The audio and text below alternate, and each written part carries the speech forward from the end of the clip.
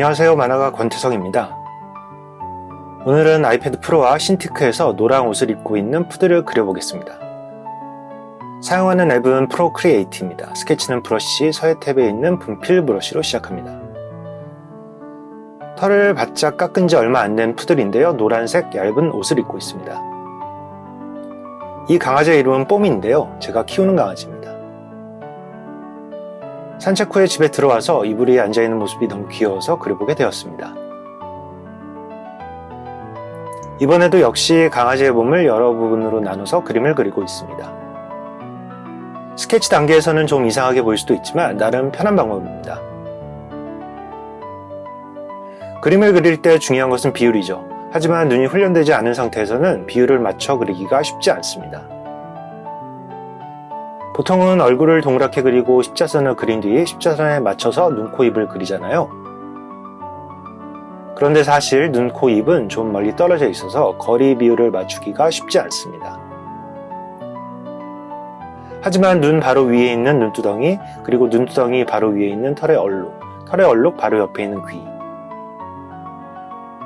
이런 식으로 가까운 곳을 차례차례 그리면 비율을 맞추기가 좀 더 쉬워집니다. 스케치 레이어를 두 손가락으로 툭 치면 화면 상단에 파란 막대가 나옵니다. 이 막대를 움직이면 레이어 투명도를 조절할 수 있습니다. 스케치 레이어 위에 새 레이어를 하나 만들고 HB 연필 브러쉬로 선 작업을 시작합니다. 강아지를 그릴 때 아무래도 좀 더 신경을 쓰는 부분은 눈과 코인데요. 눈을 그릴 때는 가운데 동공을 그리고 반사각 자리를 잡아준 뒤 눈 위쪽은 어둡게 표현하고 눈 아래에는 홍채 무늬를 그려줍니다. 코는 매끈매끈한 부분이라 광택이 나타나는 자리를 생각하며 그려줍니다. 이 그림은 나중에 채색을 했지만 일반적으로 채색을 할 그림은 연필 스케치를 이렇게 자세히 하지는 않습니다. 애초에 채색까지 할 그림은 외곽선 정도만 선으로 표현하는 게 보통입니다. 프로크리에이트는 연필 브러쉬가 실제 연필과 구분되지 않을 정도로 잘 만들어져 있어서 연필로만 그려도 좋은 그림이 나올 수 있습니다. 선 작업이 어느 정도 진행되면 스케치 레이어를 체크해 줍니다. 스케치 레이어가 안 보이게 되면 보충하거나 수정할 부분이 나타납니다. 푸들처럼 귀가 처져 있는 견종은 보통 귀 내부를 그릴 일이 없습니다. 그런데 이 그림에서는 한쪽 귀가 젖혀져 있어서 귀 내부도 그려줬습니다. 강아지 귀 안쪽은 사람보다 훨씬 복잡해서 그리기가 쉽지 않습니다. 선 작업이 진행되면서 그림이 점점 진해지고 있습니다. 털이 많을 때 강아지 발톱은 털 속에 숨겨져 있지만 털을 깎으면 발톱이 모조리 도드라져 나옵니다. 발톱은 매끈하고 단단해서 광택을 생각하면서 그려줍니다. 강아지가 앉아있는 이불에는 무늬가 있는데 무늬는 채색 단계에서 표현해줍니다. 강아지 외곽선을 추가하면 그림이 훨씬 선명하게 나타납니다. 목걸이나 옷의 경계에도 외곽선을 추가해줍니다.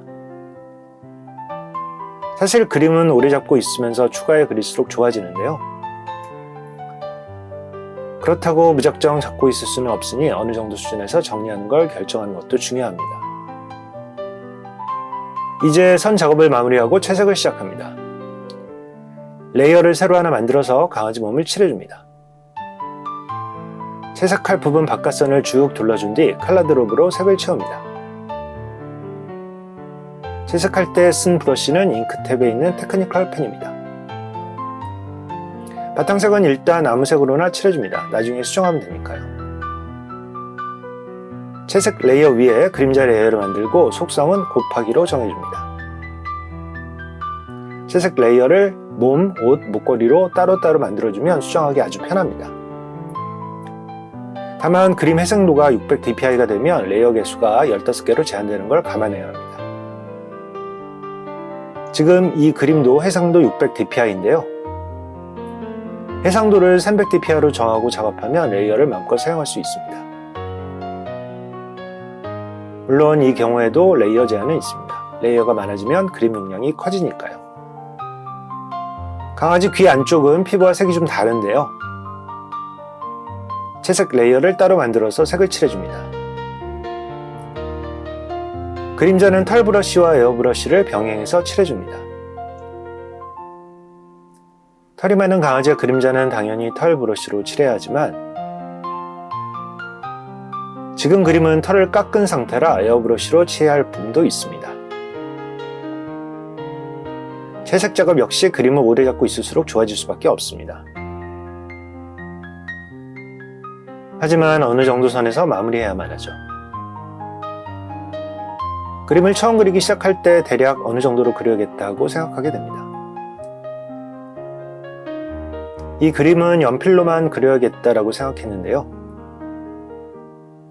중간에 마음이 바뀌어서 채색까지 하게 되었습니다. 이제 강아지 채색은 거의 마무리되어서 이불 채색을 시작하겠습니다. 배경은 총 4가지 정도로 나뉘는데요. 덮는 이불, 바닥 이불, 방바닥, 그리고 벽 이렇게 나뉩니다. 이 부분도 레이어를 따로 설정하면 수정하기 편합니다. 배경 레이어 위에도 그림자 레이어를 만들어서 칠해줍니다. 이 그림의 마무리는 신티크로 옮겨서 해주려고 합니다. 신티크에서 포토샵을 열고 그림을 가져왔습니다. 이불 위에 재봉선을 에어브러쉬로 부분 그려줍니다. 신티크는 큰 화면에서 그림을 그릴 수 있어서 자세한 표현이 용이합니다. 애플 펜슬로 아이패드에 그림을 그릴 때는 촉이 단단해서 딱딱한 유리 위에 그림을 그리는 느낌이 나는데 신티크의 와콘펜은 그림을 그릴 때 촉이 살짝 눌리며 들어가서 조금 더 끈적한 느낌이 듭니다. 이불이나 옷에 재봉선을 그리는 건 조금 귀찮지만 재봉선이 들어가면 그림이 좀 더 그럴듯해집니다. 물론 이 그림에서는 아주 자세하게 표현하지는 않았습니다. 보통 이동 중에는 아이패드 위에 그림을 그리는데 이 그림은 마지막 작업을 신티크에서 하게 되었습니다. 아이패드와 신티크는 장단점이 명확한 것 같습니다. 뭐가 더 좋다고 얘기할 수는 없지만 어쨌든 연필선이 아이패드와 애플 펜슬 조합에서 굉장히 훌륭하게 나온다는 건 확실합니다. 그림이 거의 완성되었습니다.